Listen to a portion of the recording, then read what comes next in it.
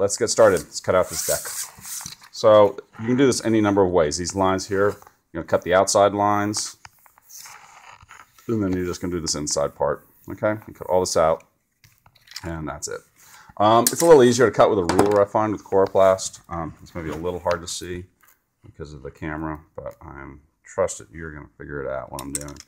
So be careful. This Coroplast can, pop its blade out, and you can end up cutting yourself by mistake pretty easily. Be careful with kids if they're doing it too.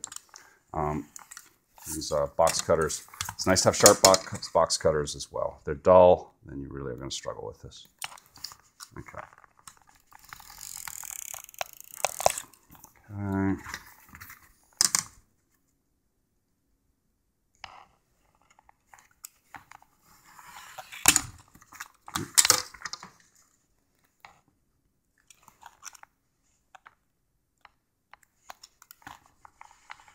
So I can build a deck if I'm rushing, because I had to do that recently. I'm building a deck for educational program decks.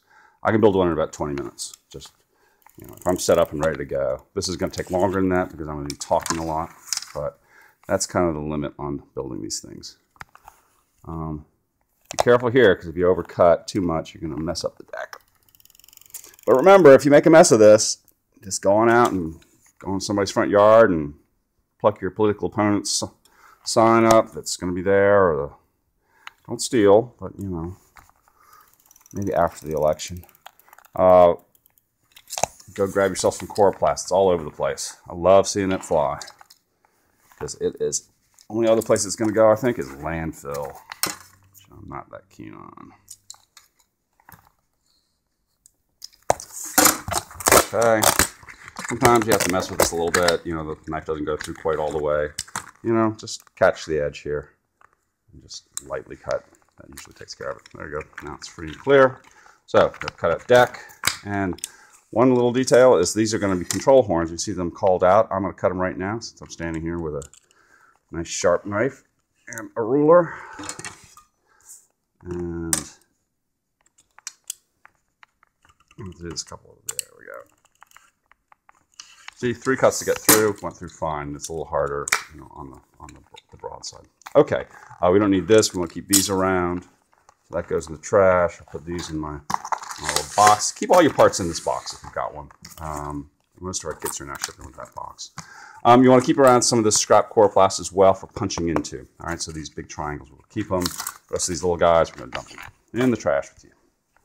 All right, next up, we are going to then attach the motor to the motor mount. And I don't know if this is the sequence in the book or not. I can't remember. It doesn't matter. But this is the sequence we're going to do in this build. And I've already lost my motor. Oh, there it is. All right, snake it would have bit me. So let's go over what these parts are. So open this up. Watch out, there's staples. This is your motor. This is the amazing 2208 12 1800 kV motor. It has really been our workhorse. I love that motor. I've been working with it for years and years. Okay, this is a little box. We don't care about that anymore. But here we got some interesting bits. Okay, so just open them up. You know what? I'm not going to use that again. Just cut them open. Be patient for a while. This is a circular motor mount that's going to attach to this motor mount, which is going to attach to the deck. There are multiple motor mounts. This is a prop saver, which is going to attach the propeller to the shaft of the motor. And finally, we have some rubber bands that are included. You might want some stronger, go look for some stronger rubber bands. We're going to probably start putting in stronger rubber bands in the kits. Apologies if you didn't get one. But this will hold it on good enough for getting started.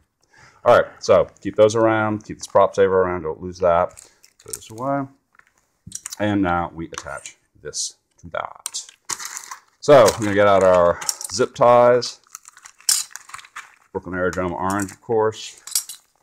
And we begin the process. The only thing to consider here, it's a little attention to detail. So these are not drilled. We've had, there's 2 versions of these circular mounts in our kits. Some of them have screws that tap into here. And the way you mount those is you line them up so that you have access to these 2 Allen keys set screws, which are off to the side. These are going to hold the motor in. It's one there, it's one there.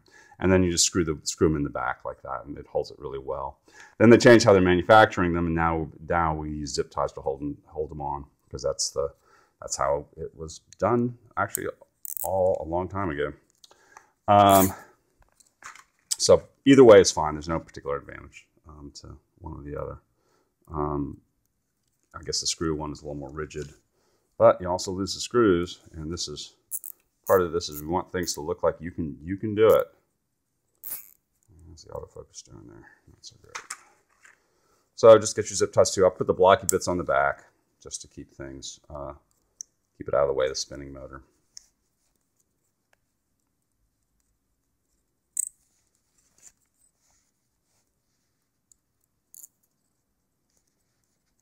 There you go.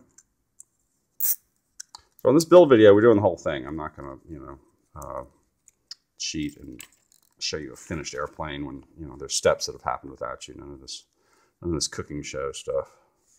You can see this thing be built. All right.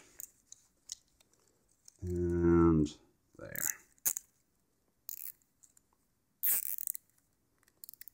Okay. How's the old autofocus doing? Oh, there you go. Again, that's good. It's a little blurry. All right. So that's there. Notice so we can get to the Allen set screws. There's one here. Let's get that in focus. Ooh, full on macro mode. And then one right there. Okay, that's it. Those two set screws, okay? And they fit the Allen key that we talked about. I'm just going to cut these off because they're kind of in the way. They annoy me. You can wait till the end to cut them off, which is what I'm doing when I'm rushing. But I'm not rushing right now. Okay, there you go. That's ready to go.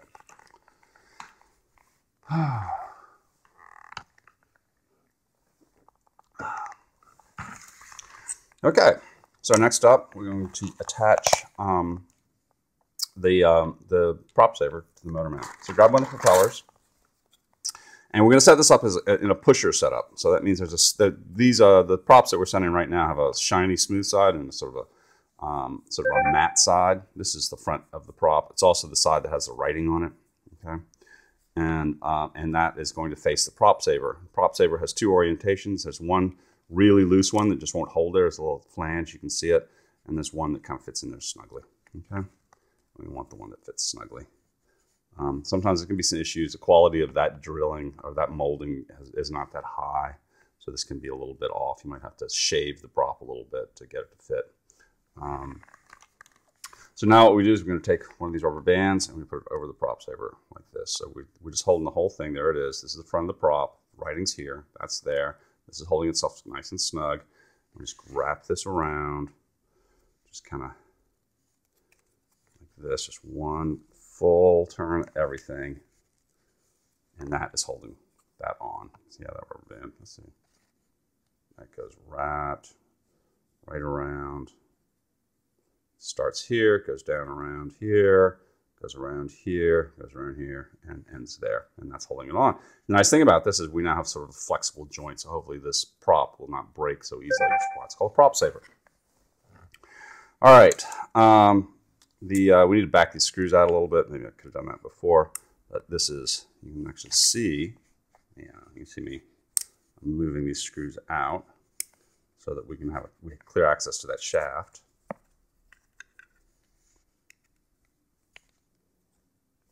Yeah, you can see it kind of sunlight coming through there, the light coming through. It's a little harder with the rubber bands on there. It doesn't matter, but I think that looks good. And you can take your Allen key and just kind of rough it out a little bit because it's a lot of times there's a little bit of aluminum in there, making that a little harder to do. You're just trying to get any aluminum out of the way. These come out a little more. You shouldn't see the screw in there at all. You won't be able to get it to go over this prop shaft. Okay, so here's the prop saver attached to the prop, and then we're just going to push this down until it bottoms out. Now, what's important here is that this thing does not go all the way down. All right, it's going to be a little bit proud there because this shaft will not slide through this hole here. Okay, now you could drill it out so the shaft did slide through, but then you would lose the prop saver quality because this wouldn't be so flexible anymore, and you'd have to drill all your props. So In the interest of simplicity, we don't do that.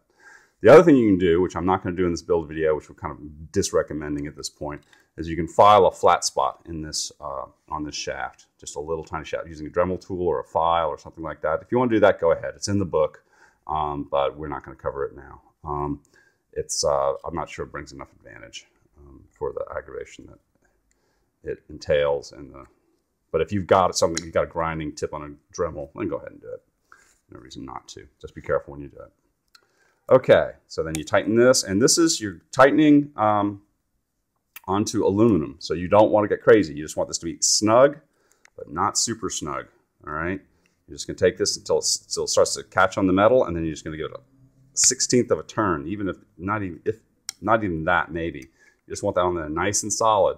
So we want this to be solid, but if you go too hard, you'll strip these threads in this on the prop saver. So that's not what we want. All right, next up, we're going to push this, mount this to the radial mount that's been attached to the